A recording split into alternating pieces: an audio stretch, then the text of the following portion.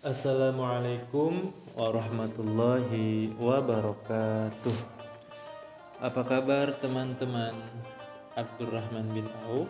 Semoga baik-baik saja dan dalam keadaan sehat walafiat. Amin ya robbal alamin. Baik, teman-teman sekalian, hari ini kita akan belajar tematik 3, tema 1, subtema 4, pembelajaran 2 dan 3.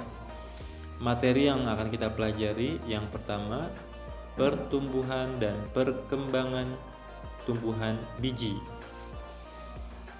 Kemudian menceritakan pengalaman kerjasama dalam permainan tradisional. Ayo berdoa. Kita awali dengan membaca basmalah bersama-sama. Bismillahirrahmanirrahim. Pertumbuhan dan perkembangan tumbuhan biji. Sukakah kalian makan buah? Biasanya di dalam buah terdapat biji. Jika ditanam, biji dapat tumbuh menjadi tanaman baru. Tanaman akan tumbuh sehingga menjadi tanaman dewasa. Tanaman dewasa akan berbunga dan menghasilkan buah. Buah akan menghasilkan biji. Pernahkah kalian makan mangga dan rambutan? Buah mangga dan rambutan memiliki biji di dalamnya. Biji itu berjumlah 1. Bagaimana dengan biji buah pepaya? Buah pepaya berbiji sangat banyak, teman-teman sekalian. Biji kemudian dapat tumbuh menjadi tanaman baru. Perputaran pertumbuhan dan perkembangan biji hingga menjadi tanaman dewasa dan menghasilkan biji baru disebut siklus atau daur hidup.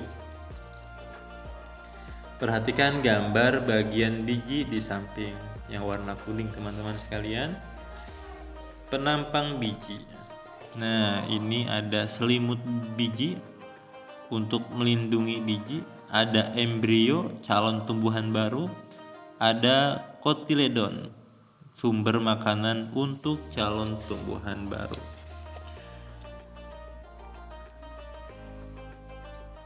Oke, baik. Nanti teman-teman coba cari tahu ciri-ciri bagian biji pada buah. Pernahkah kalian makan buah? Ketika makan buah, perhatikan bagian-bagian biji yang ada di dalamnya. Catatlah ciri-ciri bagian-bagian biji dalam bentuk tabel seperti berikut. Ada 5 kolom, 1, 2, 3, 4, dan 5. Nama bagian bijinya, kemudian ciri-cirinya. Boleh diskusikan dengan ayah bundanya, atau teman-teman boleh cari referensi atau buka buku tema satunya, ada di halaman 190 bagi yang sudah mengambil buku.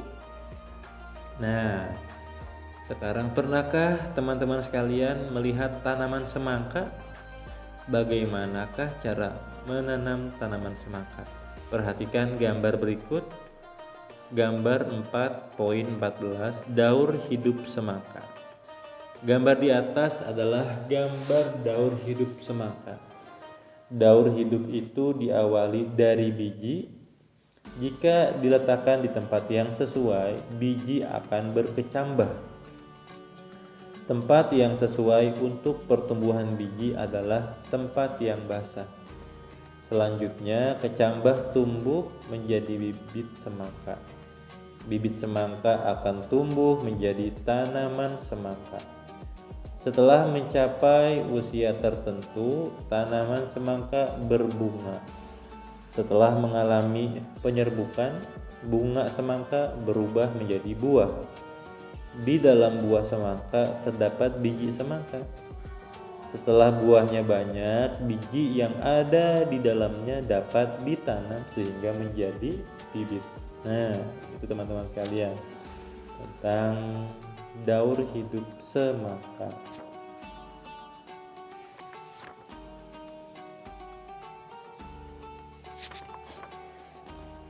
Kemudian kita masuk ke materi PJOK teman-teman sekalian.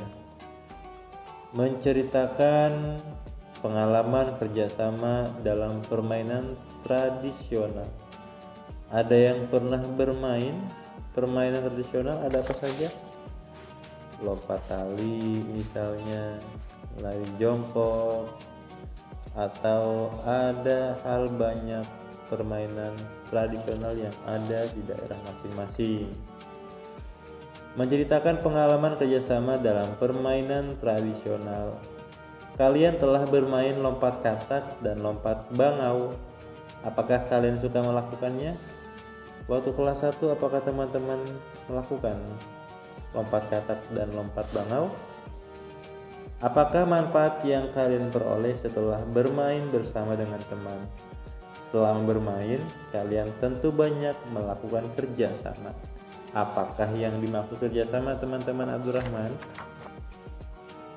Ya, kerjasama adalah usaha sekelompok orang untuk mencapai tujuan bersama.